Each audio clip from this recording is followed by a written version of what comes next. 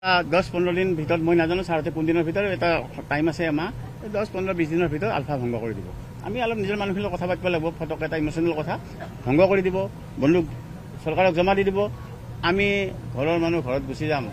NLFB সংগঠনে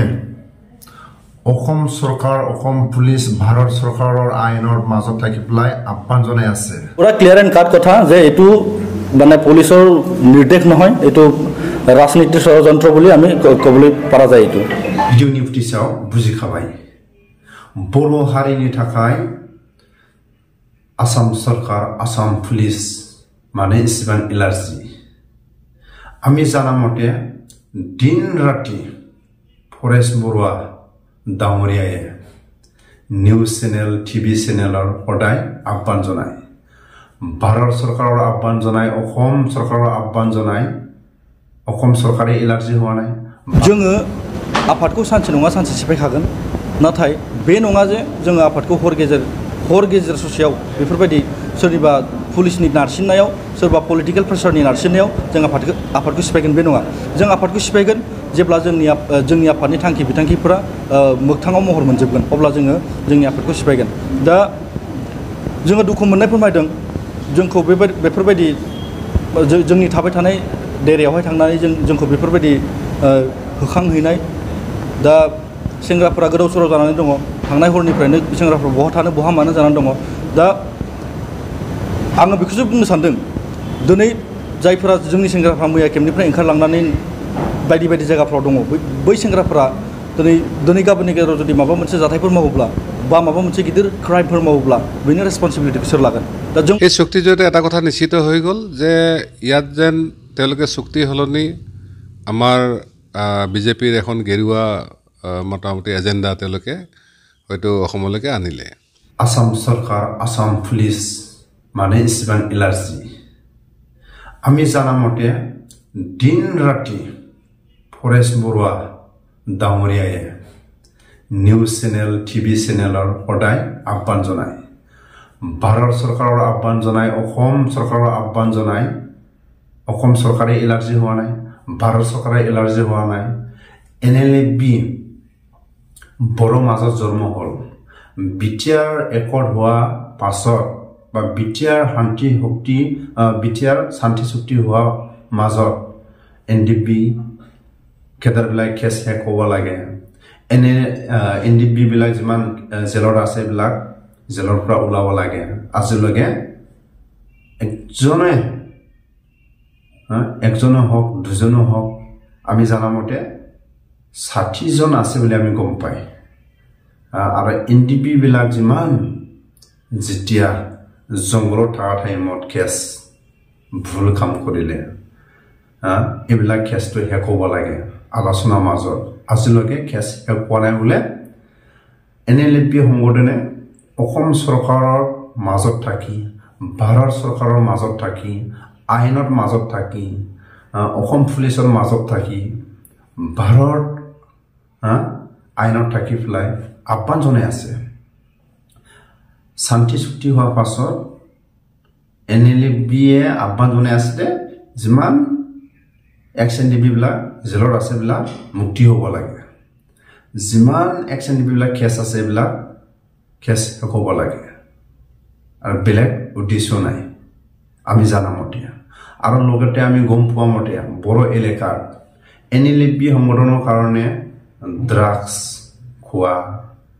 দাদাগিৰি, চুৰ ডাকাইত এইবিলাক নাই বুলি আমি NLFB সংগঠনে দমন কৰি ৰাখিছে বুলি আমি গম পাই। শান্তি চুক্তি হোৱাৰ পাছত, বিটিআৰ একৰ্ড হোৱাৰ পাছত NLFB কেইটাবিলাক কেছ শেষ হোৱা নাই, জেলৰ পৰা মুক্তি হোৱা নাই। এই দুইটা উদ্দেশ্যটো লৈ পেলাই NLFB সংগঠনে জন্ম হ'ল। আৰু ভাৰত চৰকাৰ, অসম চৰকাৰে আহ্বান জনাৰ পাছত অসম চৰকাৰৰ মাজত থাকি, অসম পুলিচৰ মাজত থাকি, ভাৰত চৰকাৰৰ আইনৰ মাজত থাকি NLFB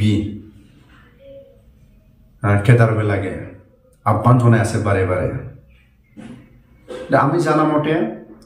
ভাৰত চৰকাৰৰ আইনৰ বিৰোধী, অসম চৰকাৰৰ বিৰোধী NLFB সংগঠনে কাম কৰা নাই বুলি আমি গম পাই। আমি জানা মতে বড়ো এলেকাত NLP সংগঠনৰ কাৰণে ড্ৰাগছ খোৱা চুৰ ডাকাইত দাদাগিৰি এইবিলাক দমন হৈ আছে বুলি আমি গম পাই এতিয়া হলে কিয় কাৰণে বাৰে বাৰে এলাৰ্জি যোৱা ৰাতি এই ঠাণ্ডা দিনৰ এটা আহ্বান জনালে অসম চৰকাৰ ভাৰত চৰকাৰৰ যেটা আইনটো লৈ পেলাই অসম পুলিচে NLP ক্ষমন কৰি পেলাই যেটা আহ্বান জনালে ফৰেষ্ট বৰুৱা ছাৰৰ কাৰণে আইনটো বেলেগ NLP কাৰণে আইনটো বেলেগ নেকি আইনটো একে হ'ব লাগিব NLP যদি ভাৰত চৰকাৰ আসাম চৰকাৰৰ যদি আইনৰ মাজত থাকিলে যদি আহ্বান জনাই যদি কিবা এটা যদি এলাৰ্জি হয় এতিয়া হলে ফৰেষ্ট বৰুৱা জংগলত থাকি পেলাই যদি আহ্বান জনাটো কিয় এলাৰ্জি হোৱা নাই BTC চুক্তি যি ধৰণে তেওঁলোকে সাংবিধানিক গোটেইখিনি কৰি কেনে কৰিছিলে কাৰণ আপুনি দেখিছে ইয়াৰ আগতে অসম চুক্তিৰ ইতিহাস দেখিছে আজি 86ৰ পৰা আজি 2000লৈকে 23লৈকে আপুনি কিমান বছৰ হৈ গ'ল 24লৈকে তাৰ পিছতো তাৰ সাংবিধানিক গণ্ডিৰ ভিতৰত আনিবই পোৱা নাই এইটো গতিকে এনেকুৱা ক্ষেত্ৰত আলফাৰ নেতৃত্বক বিশেষকৈ আমাৰ বা অনুপ চেতিয়া কথাখিনি আহিছে তেওঁলোকৰ কথাখিনি তেওঁলোকৰ ব্যক্তিগত চৌধুৰী বা অনুপ চেতিয়া আমি বেয়া বোলে একো নাই কিন্তু আলফাৰ সংগ্ৰামৰ বা আলোচনা যিটো নেতৃত্ব তেওঁলোকে লৈছিলে তাত তেওঁলোক টোটেলি বোধে আৰু তেওঁলোকে কৈছোঁ যে এই অৱস্থাত আমি একো কৰিব নোৱাৰোঁ যে আমি যদি কিবা কৰিব যাওঁ আমি এইটো জেলত থাকিব লাগিলে কিন্তু কথাটো হৈছে তাতে যে আপোনালোকে নিজৰ ফেমিলিৰ কাৰণে নিজৰ ব্যক্তিগত নিৰাপত্তা সুৰক্ষা সুবিধাৰ কাৰণে আপোনালোকে চুক্তিখন কেলেই কৰিলে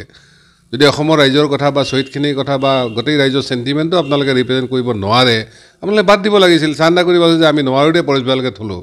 আৰু তেনেকুৱাই কৈছে তেওঁলোকে যে আমি যি কৰিলোঁ আৰু বোলে আমি জবাবদিহি নহয় বা আমাক কোনে কুৱেশ্যন কৰে এনেকুৱা ধৰণৰ কথাখিনি কৈছে সমালোচনা